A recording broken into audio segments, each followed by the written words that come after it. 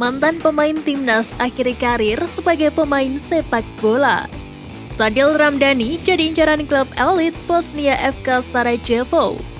Kutukan pelatih asing timnas Indonesia mentok di kesempatan kedua Piala AFF. Mantan pemain timnas akhiri karir sebagai pemain sepak bola. Pemain naturalisasi Indonesia Rafael Maitimo memutuskan untuk gantung sepatu. Hal itu dikatakan Rafael Maitimo saat berbincang dengan Bolasport.com beberapa waktu lalu. Rafael Maitimo memutuskan pensiun dari pesepak bola karena usianya yang sudah tidak lagi muda. Pemain berusia 38 tahun itu memulai karir profesionalnya di Belanda.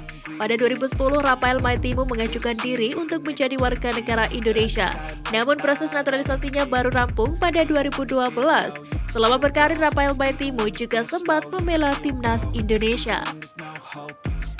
Timnas Indonesia tersingkir di fase grup Piala AFF saat gunakan 4 pemain naturalisasi. Indonesia menggunakan 4 pemain naturalisasi di Piala AFF 2022. Mereka ialah Jordi Amat, Sandy Walsh, Mark Klok, dan Ilyas Pasujevic.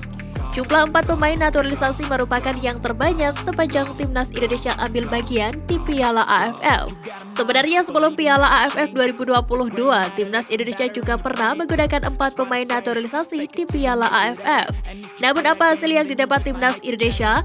Langkah skuad Garuda terhenti di fase grup setelah kalah bersaing dari Vietnam dan Filipina.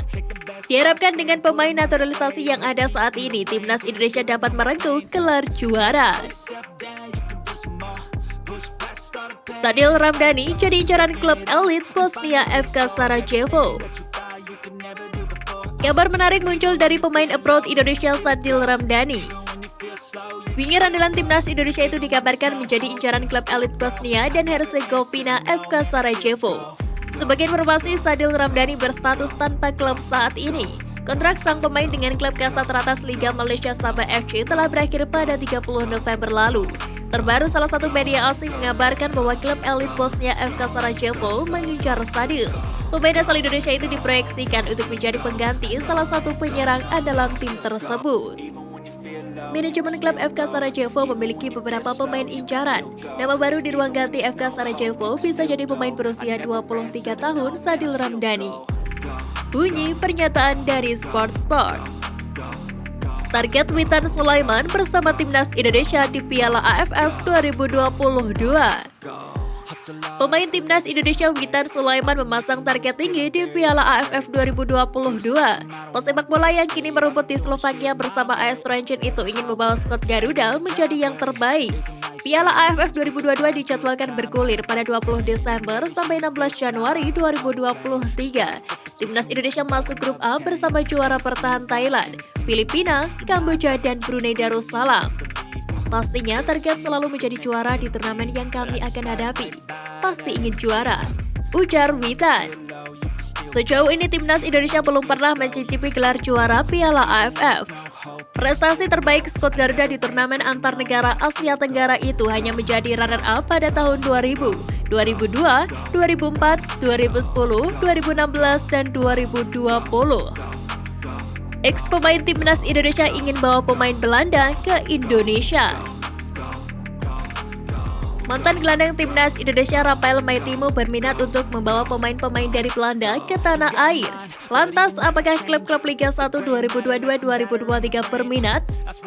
Agen pemain yang diinginkan Rafael Maitimo bukan kaleng-kaleng.